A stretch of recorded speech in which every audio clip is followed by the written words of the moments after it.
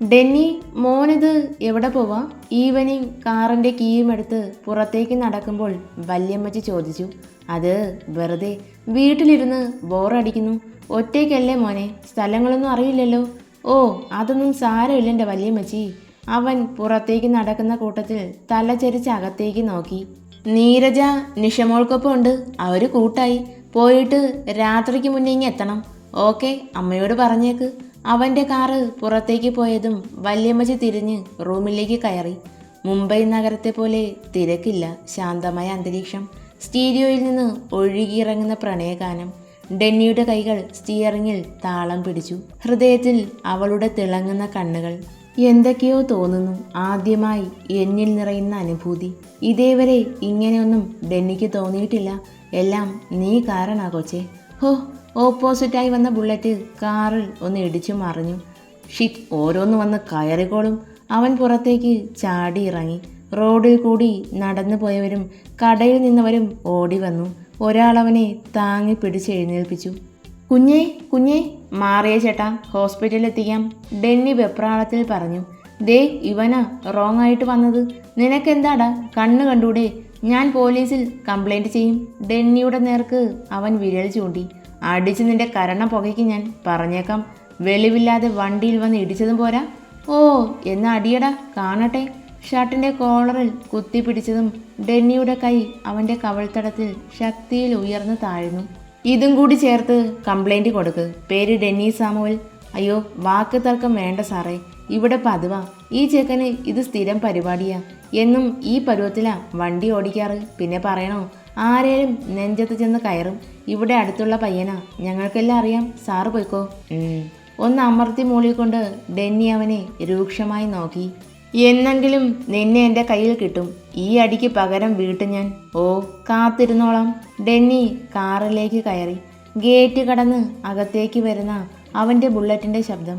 ഹാളിൽ നീരജയ്ക്കൊപ്പം T V കണ്ടുകൊണ്ടിരുന്നവൾ പിടപ്പോടെ ചാടി എഴുന്നേറ്റു. എന്താ കുട്ടി, എന്തു പറ്റി? അത് ഞാൻ പോവാ. നല്ല മൂവി നമുക്ക് കാണാമെന്ന് പറഞ്ഞ് എന്നെ കൊണ്ടുവന്ന് ഇവിടെ ഇരുത്തിയിട്ട് ഇപ്പോൾ എന്നെ ഒറ്റയ്ക്കൊക്കെ പോവുകയാണോ? അത് വെപ്രാളത്തോടെ കിച്ചൺ ഭാഗത്തേക്ക് നോക്കി. മറിയാമ്മച്ചി, മറിയാമ്മച്ചി, ഉറക്കെ വിളിച്ചു. എന്നതാ കൊച്ചേ? ദേ, മറിയാമ്മ വന്നു. ആൻറ്റിക്കൊപ്പം ഇരിക്കും. ഇപ്പം ഞാൻ പോവാ, പിന്നെ വരാം. ധൃതിയിൽ റൂമിൽ ലക്ഷ്യമാക്കി ഓടി. ഈ കുട്ടിക്ക് ഇതെന്താ ചേച്ചി പറ്റിയത്? മറിയാമ്മയെ നോക്കി ചോദിക്കുമ്പോൾ പുറത്ത് വലിയൊരു ശബ്ദം. ഓ, വന്നു. ഇന്ന് നേരത്തെയാ. എന്തു പറ്റിയോ ആവോ?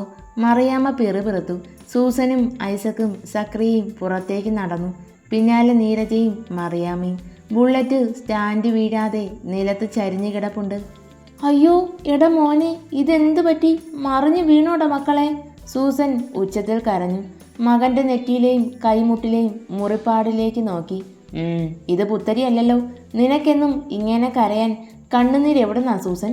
ഐസക്ക് ദേഷ്യത്തിൽ ചോദിച്ചു. എൻ്റെ അളിയാ, ആൺപിള്ളേരായാൽ ഇത്തിരി അങ്ങനെ ഇങ്ങനെയൊക്കെ ഇരിക്കും. നീ വാടാ മക്കളെ. സക്രിയ അവനെ ചേർത്ത് പിടിച്ചു. നിങ്ങൾ രണ്ടും കൂടി ചേർന്ന ഈ ചെക്കനെ വഷളാക്കുന്നത്. അവൻ എന്നെ അടിച്ചു. നിന്നെ എൻ്റെ കയ്യിൽ കിട്ടും, തീർക്കും, നോക്കിക്കോ. ഇത് പയ്യൻ ഏതാ ചേച്ചി? അകത്തേക്ക് കയറി പോകുന്നവരെ നോക്കി നീരജ നിന്നു. അത് സൂസൻ കുഞ്ഞിൻ്റെ മോനാ, എഡിൻ. ചെക്കന് ഈ ശീലമുണ്ട്. പക്ഷെ ഔസേപ്പ് സാറിന് അറിയില്ലായിരുന്നു. അറിഞ്ഞപ്പോൾ ഇത്തിരി വൈകി. എന്നാലും കൊടുത്തു, പൊതുരെ തള്ളി. നീരജയും മറിയാമ്മയും കിച്ചണിലേക്ക് നടന്നു. ഇവനെ പേടിച്ചാ നിഷമോൾ ഓടിയത്. പാവത്തിന് ഈ ചെക്കനെ ഭയങ്കര പേടിയാ. നീരജ അവരെ സംശയത്തോടെ നോക്കി. എന്തിനാ പേടി? അതും ഇത്രയും പേരുള്ളപ്പോൾ? അതൊന്നും എനിക്ക് പറയാൻ പറ്റില്ല കുഞ്ഞെ. അമ്മച്ചിയോട് ചോദിച്ചാൽ സമയം പോലെ എല്ലാം പറഞ്ഞു തരും. അറിയണം. അതിനാണല്ലോ ഇങ്ങോട്ടുള്ള വരവ് പോലും. ഉള്ളാലെ പറഞ്ഞ് പുറത്തേക്ക് നടന്നു. വാതിലിൽ തുടരെ തുടരെ മുട്ട്. വല്യമ്മച്ചി വാഷ്റൂമിൽ നിന്ന് പുറത്തേക്കിറങ്ങി. കയ്യിലിരുന്ന ടവൽ സ്റ്റാൻഡിലേക്കിട്ടു. അമ്മച്ചി, ഉറക്കെയുള്ള നീരജയുടെ സ്വരം. അവർ ഒന്ന് ചിരിച്ചു. ചുവരിൽ ഹാങ് ചെയ്തു വെച്ചിരിക്കുന്ന ഔസേപ്പച്ചൻ്റെ ഫോട്ടോയിലേക്ക് നോക്കി. അവളിൽ സ്നേഹവും കരുതലും ചേർത്ത് പിടിക്കലുമുണ്ട്. ഈ കുറച്ച് നിമിഷങ്ങൾ കൊണ്ട് തിരിച്ചറിഞ്ഞതാ ഞാൻ. അമ്മച്ചി, ദേ വരുന്നു കൊച്ചേ. വാതിൽ തുറന്നതും നിറഞ്ഞ ചിരിയോടെ നീരജ നിൽക്കുന്നുണ്ട്. അമ്മച്ചി ഉറക്കായിരുന്നോ? ഞാൻ ശല്യപ്പെടുത്തിയോ? ഏയ് ഇല്ല കൊച്ചേ, ഒന്ന് തല നനച്ചു. ഈ സമയത്തോ? നീ കയറി വാ. എന്താ ഈ സമയത്ത് തല നനയ്ക്കാൻ പാടില്ലേ? വല്യമ്മച്ചിയുടെ നേർത്ത സ്വരം. നനയ്ക്കാം, പക്ഷെ ഈ പ്രായത്തിൽ അത് പാടില്ല. വെയിൽ കുറച്ച് താഴുമ്പോൾ 6 മണിക്ക് മുന്നേ നനയ്ക്കുന്നതാണ് നല്ലത്. ഇനി മുതൽ അങ്ങനെ ശീലമാക്കിക്കോ. ഓ, എൻ്റെ ഡോക്ടർ മരുമകൾ പറഞ്ഞതല്ലേ, അനുസരിക്കാം. പോ അമ്മച്ചി, കളിയാക്കാതെ. നീരജ റൂം ഫുള്ള കറങ്ങി നോക്കി. അപ്പച്ചൻ വേദനയോടെ ചുണ്ടുകൾ ചലിച്ചു. ഫോട്ടോയിലേക്ക് നോക്കി നിൽക്കുമ്പോൾ കണ്ണുകൾ നിറഞ്ഞു. എന്താ കൊച്ചേ? തോളിൽ അമ്മച്ചി അമർത്തി പിടിച്ചു. അത് ഇച്ചായൻ ഒരുപാട് ആഗ്രഹിച്ചിരുന്നു ഒന്ന് കാണാൻ, കാലിൽ തൊട്ട് മാപ്പപേക്ഷിക്കാൻ. നീരജ ഒന്ന് വിതുമ്പി. അച്ചായൻ അങ്ങനാ കൊച്ചേ, താഴ്ന്നു കൊടുക്കാൻ ഒട്ടും മനസ്സില്ലാത്ത ഒരു മനുഷ്യൻ. താലോലിച്ച് വളർത്തിയ മൂത്ത മകൻ തോൽപ്പിച്ചപ്പോൾ വേദനയിൽ ആ മനസ്സും ഹൃദയവും കല്ലായിപ്പോയി. അമ്മച്ചി ബെഡിലായിരുന്നു. നീ ഇരിക്ക്, എല്ലാം അറിയാനല്ലേ ഇപ്പോൾ എന്നെ തേടി വന്നത്? അതെ, എല്ലാം അറിയണം. എനിക്കും ചിലത് പറയാനുണ്ട്. ആണോ? എന്നാ നീ പറയ്, ഞാൻ കേൾക്കാം. അമ്മച്ചി ഇരു കൈയും നെഞ്ചത്ത് പിണച്ച് കെട്ടിയിരുന്നു. ഒളിച്ചോടിയത് ഒരിക്കലും ആരെയും തോൽപ്പിക്കാൻ വേണ്ടി ചെയ്തതല്ല. മെഡിസിന് പഠിക്കുമ്പോൾ എന്തോ ഒരിഷ്ടം ആദ്യം തോന്നിയത് എനിക്കാണ്. ഞാൻ ആ മുഖത്തേക്ക് നോക്കി പറഞ്ഞു. ആഹാ, നീയാള് കൊള്ളാലോ. വല്യമ്മച്ചി ഉറക്കെ ചിരിച്ചു. ഇച്ചായനും ഇതുപോലെ ഒരു ചിരിയായിരുന്നു ആദ്യം സമ്മാനിച്ചത്. പിന്നീട് അങ്ങോട്ട് ഞങ്ങൾ ഒരുപാട് അടുത്തു. ജാതിയും മതവും പ്രണയത്തിന് ഒരു തടസ്സമായിരുന്നില്ല. അതേക്കുറിച്ച് ചിന്തിച്ചില്ല, അതാണ് സത്യം. നീരജ അമ്മച്ചിയുടെ കയ്യിൽ അമർത്തി പിടിച്ചു. ഞാൻ കാരണമാണ് ഇച്ചായൻ ഇവിടെ നിന്നും ഇറങ്ങി വന്നത്. എൻ്റെ ഭീഷണി, അതിൽ ആ പാവം ഭയന്നു പോയി. വല്യമ്മച്ചിയുടെ മുഖം ചുളിഞ്ഞു. സംശയത്തോടെ അവരെ തന്നെ നോക്കിയിരുന്നു. ജോലി കിട്ടിയപ്പോൾ വീട്ടിൽ കല്യാണാലോചന തുടങ്ങി. ഓരോന്ന് പറഞ്ഞ് ഒഴിഞ്ഞു മാറി. അവസാനം പിടിച്ചു നിൽക്കാൻ കഴിയാതെ വന്നപ്പോൾ ഇച്ചായൻ്റെ കാര്യം പറഞ്ഞു. കുടുംബക്കാരും വീട്ടുകാരും എതിർത്തു, അടിച്ചു. പെട്ടെന്ന് തന്നെ ചെക്കനെ കണ്ടെത്തി. അങ്ങനെയാണ് ഇച്ചായനെ വിളിക്കുന്നത്. ആദ്യം ആൾ ഒഴിഞ്ഞു മാറി. നീ എന്തു പറഞ്ഞാ എൻ്റെ ചെക്കനെ ഭീഷണിപ്പെടുത്തിയത്? അവളുടെ മുഖത്ത് നാണം. എന്നതാടി, എന്തേലും വേണ്ടാധീനം ഒപ്പിച്ചു വെച്ചായിരുന്നോ? അത് ചിരിയോടെ കണ്ണുകൾ മുറുകെ അടച്ചു പിടിച്ചു. കൊള്ളാം. അപ്പോ ഈ ഒറ്റക്കൊമ്പൻ? ഇല്ലമ്മച്ചി, അങ്ങനെ ഉണ്ടെന്ന് ഞാൻ കള്ളം പറഞ്ഞു. കുഞ്ഞിനെയും കൊണ്ട് എന്തേലും ചെയ്യും എന്ന് പറഞ്ഞപ്പോൾ ആളൊന്ന് ഭയന്നു. എൻ്റെ മോൻ ഡോക്ടറാണേലും വിവരം തീരെ കുറവായിരുന്നോ കൊച്ചേ? നീരജ തല താഴ്ത്തി. പ്രണയം തലയ്ക്ക് പിടിച്ചപ്പോൾ ഓ അങ്ങനെ. അപ്പോൾ ചെക്കനെ കുറ്റം പറയാനും പറ്റില്ല. സന്തോഷത്തോടെയുള്ള ജീവിതം. പക്ഷേ ഇച്ചായൻ്റെ മനസ്സിൽ സങ്കടം ഉണ്ടായിരുന്നു. ഡെന്നിയുടെ ഓരോ വളർച്ചയിലും നിങ്ങളെക്കുറിച്ച് പറയുമായിരുന്നു. വല്യമ്മച്ചി വേദനയോടെ കണ്ണുകൾ അമർത്തി തുടച്ചു. മക്കളിൽ ഞങ്ങളോട് ഏറ്റവും കൂടുതൽ സ്നേഹം അവനായിരുന്നു. പക്ഷേ മകൻ രാത്രിക്ക് രാത്രി ഇറങ്ങിപ്പോയതിൻ്റെ വേദനയും നാണക്കേടും. കൊടുത്ത വാക്ക് പാലിക്കാൻ കഴിയാതെ വന്നപ്പോൾ അവനെ അതിയാൻ വെറുത്തു. 2 മക്കളെയും ചേർത്ത് പിടിച്ചു. നീരജ ബെഡിൽ നിന്നും എഴുന്നേറ്റു. ഫോട്ടോയ്ക്ക് അരികിലേക്ക് നടന്നു. വെറുത്തിട്ടൊന്നുമില്ല അമ്മച്ചി. ഇച്ചായൻ മരിക്കുന്നതിന് 2 ദിവസം മുന്നേ വീട്ടിൽ വന്നിരുന്നു. വല്യമ്മച്ചി ഒന്ന് ഞെട്ടി. എടി കൊച്ചേ, വന്നിരുന്നു. മകനൊപ്പം ഒരുപാട് നേരം ഇരുന്നു. കെട്ടിപ്പിടിച്ചു, ചുംബിച്ചു. നീരജയുടെ കണ്ണുകൾ നിറഞ്ഞൊഴുകി. ഒപ്പം അമ്മച്ചിയുടെയും. പോകാൻ നേരം എന്നെയും ചേർത്ത് പിടിച്ചു. അമ്മച്ചിയും കൂട്ടി ഒരു ദിവസം വരാം എന്ന് പറഞ്ഞു പോയി. 2 ദിവസം കഴിഞ്ഞ് ഇച്ചായൻ. വാക്കുകൾ തൊണ്ടക്കുഴിയിൽ കുടുങ്ങി. വല്ലാത്ത വേദനയോടെ ഒന്ന് പിടച്ചു. ഇരുകൈയും വെച്ചും മുഖം അമർത്തി പിടിച്ചു. പിന്നീട് ഒരിക്കലും അപ്പച്ചൻ വന്നിട്ടില്ല. പക്ഷേ അമ്മച്ചി നീരജയ്ക്ക് അരികിലേക്ക് നടന്നു. എന്നോട് ഇതൊന്നും പറഞ്ഞിട്ടില്ല മോളെ. എന്താ ഒരു പക്ഷേ? വെപ്രാളത്തിൽ ചോദിച്ചു. അപ്പച്ചൻ മരിക്കുന്നതിന് തലേന്ന് എന്നെ വിളിച്ചിരുന്നു. എന്തിന്? എന്താ പറഞ്ഞേ? അത് പ്രത്യേകിച്ചൊന്നും പറഞ്ഞില്ല. മകനെ ആ അവസ്ഥയിൽ കാണാൻ വയ്യാഞ്ഞിട്ടാ വരാതിരുന്നത് എന്ന് പറഞ്ഞു. ഡെന്നിയുടെ കാര്യങ്ങൾ തിരക്കി. അവനെ കാണാൻ ആഗ്രഹമുണ്ട് എന്ന് പറഞ്ഞു. പിന്നെ എന്തോ ഒന്ന് സംസാരിക്കാനുണ്ട്. നേരിൽ പറയാം, നാളെ ഞാൻ ഫ്രീ ആണോ എന്ന് ചോദിച്ചു. വരാന്ന് പറഞ്ഞ് കോൾ കട്ട് ചെയ്ത ആളാ. പിറ്റേന്ന് എന്നെ തേടി വരുന്നത് ഈ വാർത്തയാ. എനിക്കത് വിശ്വസിക്കാൻ പ്രയാസമായിരുന്നു അമ്മച്ചി. എന്തോ തളർന്നു പോയി ഞാൻ. BP ഡൗൺ ആയി. 2 ദിവസം ഹോസ്പിറ്റലിലായിരുന്നു. അമ്മച്ചി നീരജയെ പൊതിഞ്ഞു പിടിച്ചു. ബെഡിലായിരുത്തി അരികിലായിരുന്നു. എനിക്കും ഇതേവരെ ഞാനും വിശ്വസിച്ചിട്ടില്ല. എന്തോ നടന്നിട്ടുണ്ട് എന്ന് മനസ്സ് പറയുന്നു. പക്ഷെ ഒന്നും അങ്ങ് മനസ്സിലാകുന്നില്ല. അച്ചായൻ വിഷം, അതിനു വേണ്ടി ഒന്നും ഉണ്ടായിട്ടില്ല. സാമ്പത്തികമായി ഒരു പ്രശ്നവുമില്ല. പിന്നെ എന്തിനാ? എനിക്കറിയാൻ വയ്യ. അവർ ഒന്ന് നിശ്വസിച്ചു. നിമിഷങ്ങൾക്ക് ശേഷം, അമ്മച്ചി, മേരിക്കുട്ടി എന്തിനാ കരഞ്ഞേ? അവൾ സാമുവലിനെ? ഏയ് ഇല്ല കൊച്ചേ, അവളും അവൻ്റെ സഹോദരനെ പോലെ കണ്ടിരുന്നുള്ളൂ. അതുകൊണ്ട് ചാണ്ടിക്കും വലിയ പ്രശ്നങ്ങളൊന്നും ഇല്ലായിരുന്നു. പക്ഷെ അച്ചായന് വല്ലാത്ത വിഷമം. മേരിയെ മരുമകളായി ഇവിടെ വേണം എന്ന ആഗ്രഹം. 8 വർഷത്തോളം അതിയാനത് പുറത്ത് പറയാതെ ഒതുക്കി. പിന്നെ സക്രിയയുടെ പഠിപ്പൊക്കെ കഴിഞ്ഞ് ഇവിടുത്തെ ബിസിനസ് അവൻ്റെ കയ്യിൽ ഏൽപ്പിക്കുമ്പോൾ മേരിക്കുട്ടിയെ കെട്ടാൻ അവനോട് പറഞ്ഞു. ആദ്യം രണ്ടുപേരും എതിർത്തു. പിന്നെ കല്യാണം നടന്നു.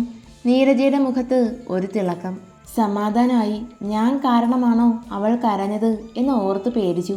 പാവം, അതിനെന്നും കണ്ണുനീര് മാത്രമേ ബാക്കിയുള്ളൂ. അതെന്താ അമ്മച്ചി?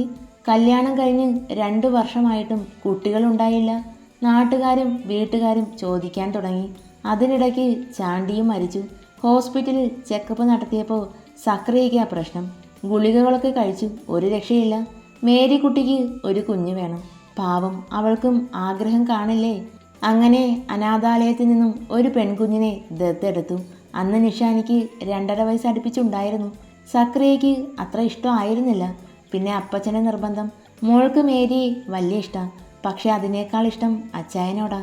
പിച്ച വെച്ച് അതിയാന് പിന്നാലെ ഓടും. മമ്മ, പുറത്ത് ഉറക്കെയുള്ള ശബ്ദം. വല്യമ്മച്ചി ദേഷ്യത്തോടെ പല്ല് കടിച്ചു പിടിച്ചു. ആ ചെക്കൻ വന്നു അല്ലേ കൊച്ചേ? ഹാ, വന്നമ്മച്ചി. വണ്ടിയിൽ നിന്ന് മറിഞ്ഞു വീണു. ഏതോ ഒരുത്തൻ അടിച്ചു എന്നൊക്കെ പറയുക. അടിച്ചില്ലേലേ അത്ഭുതമുള്ളൂ അമ്മച്ചി, നീരജ ആകാംക്ഷയിൽ വിളിച്ചു. നിനക്കിതെല്ലാം അറിഞ്ഞിട്ട് എന്തെങ്കിലും കാര്യമുണ്ടോ കൊച്ചേ? സംശയത്തിൽ ചോദിച്ചു. എന്ത് കാര്യം? ഒന്നുമില്ല. പിന്നെ ഞാനും ഈ കുടുംബത്തിലെ അല്ലേ, അപ്പോൾ എല്ലാം അറിയാൻ ഒരാഗ്രഹം. അമ്മച്ചി അമർത്തി മോളി. നിഷ കൊച്ചിന് 6 വയസ്സായപ്പോൾ കഷ്ടകാലത്തിന് മേരിക്കുട്ടി ഗർഭിണിയായി. അല്ലേലും അവന് മോളെ കണ്ടൂടാ. ഇതും കൂടി ആയപ്പോൾ പറയുകയും വേണ്ട. ഷെയർ എല്ലാവർക്കും വീതിച്ചു കൊടുത്തപ്പോൾ അവൻ വീട് വെച്ച് മാറി. നിഷ മോളെ ആ വീട്ടിൽ കയറ്റില്ലാന്നായി. മേരിക്കുട്ടി കരഞ്ഞ് കാല് പിടിച്ചു. ആര് കേൾക്കാൻ? പിന്നെ മോളെ വളർത്തിയ ഞങ്ങളാ. പക്ഷെ അതിലും രസം അതിയാന് കൊച്ചിനെ കാണാതിരിക്കാൻ പറ്റത്തില്ലെന്നതാ. നെഞ്ചോട് അടക്കി പിടിച്ച് വളർത്തിയ കൊച്ച. പെട്ടെന്ന് വീടിന് മുന്നിൽ ഒരു കാറ് വന്ന് നിന്നു. എന്തോ പറയാൻ വന്ന അമ്മച്ചി പകുതിയിൽ നിർത്തി. ഡെന്നീസ് ആയിരിക്കും അല്ലേ? ഹാ അമ്മച്ചി. നീരജ ബെഡിൽ നിന്നും എഴുന്നേറ്റു. ഡോർ ഭാഗത്തേക്ക് നടന്നു. ചെക്കനും ഈ ശീലങ്ങളുണ്ടോ കൊച്ചേ? ഏയ് ഇല്ല അമ്മച്ചി. അവൻ്റെ ഹോസ്പിറ്റൽ, അവിടുത്തെ പേഷ്യൻസ്. ഇതാണ് ഡെന്നിയുടെ ലോകം. വയസ്സ് 28 കഴിഞ്ഞു. ഒരു കല്യാണം കഴിക്കാൻ പറഞ്ഞിട്ട് ചെക്കൻ കേൾക്കുന്നില്ല. എനിക്കും ചെറിയ ഭ്രാന്തുണ്ടമ്മ. ഭ്രാന്തനെ കെട്ടാൻ ആരെങ്കിലും തയ്യാറാവൂ? ഇതാണ് ചോദ്യം. പിന്നെ ചോദിക്കുന്നതിലും സത്യമുണ്ട്. ദേഷ്യം വന്നാൽ ഭ്രാന്ത് ഡോക്ടർക്കാണ് എന്ന് തോന്നിപ്പോകും. ത്രേസ്യാമ്മ ഉറക്കെ ഒന്ന് ചിരിച്ചു. നീരജ പുറത്തേക്ക് നടന്നു. വല്യമ്മച്ചി ഔസേപ്പച്ചൻ്റെ ഫോട്ടോയിലേക്ക് നോക്കി. എന്നോട് മറച്ചു വെച്ചു അല്ലേ? ഹാ, സാരമില്ല. പക്ഷേ നിങ്ങൾക്ക് തന്ന വാക്ക് ഞാൻ പാലിച്ചു. ഒന്ന് മാത്രം പറഞ്ഞില്ല. ഒരു നാൾ ആ ഉറപ്പ് ഞാനിങ്ങ് തിരിച്ചെടുക്കും. എനിക്കിനി എത്ര നാൾ അറിയില്ല. വിശ്വസിച്ച് ഈ കാര്യം പറയാൻ ഇന്നിപ്പോൾ നീരജ മാത്രമേ ഉള്ളൂ. അവർ തിരികെ പോകും മുന്നേ ഞാൻ എല്ലാം പറയും. അവരെങ്കിലും അറിഞ്ഞിരിക്കണം. രാത്രി അത്താഴം കഴിക്കാൻ എല്ലാവരും ഇരുന്നു. ഡെന്നി എവിടെ കൊച്ചേ? അവൻ പുറത്തുനിന്നും കഴിച്ചമ്മച്ചി. കിടക്കുകയും ചെയ്തു. ഇനി രാവിലെ നോക്കിയാൽ മതി. വല്യമ്മച്ചി സൂസനെ രൂക്ഷമായി നോക്കി. നിന്റെ പൊന്നുമകൻ എവിടെയാടി? അത് കിടന്നു. അവർ ഒന്ന് വിക്കി. കഴിക്കാൻ കൊടുത്തോ? ആ, വയറ് നിറച്ച് കൊടുക്കണം. എല്ലിൻ്റെ ഇടയിൽ കയറി കുത്തട്ടെ. എന്നാലേ നാളെയും ഈ പരുവത്തിൽ വരാനുള്ള ആരോഗ്യം ഉണ്ടാവൂ. ദേഷ്യത്തിൽ പറഞ്ഞ് അമ്മച്ചി കഴിപ്പ് നിർത്തി എഴുന്നേറ്റു. കൈ കഴുകി റൂമിലേക്ക് നടന്നു.